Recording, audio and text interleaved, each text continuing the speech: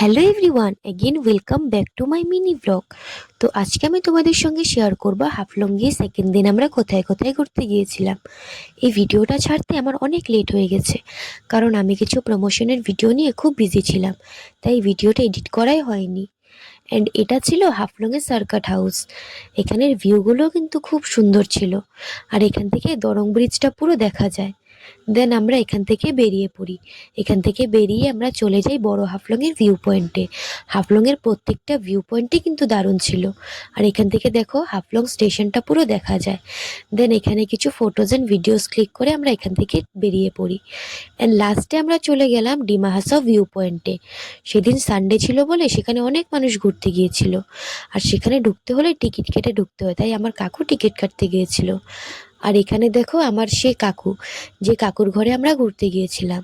আর এখানে আমি, মা, কাকু, বোন আমরা সবাই গিয়েছিলাম। আর এই দেখো say I love Dima Hasao. আর এখানের ভিউ পয়েন্টটা দেখো, ও মা, এত উঁচু!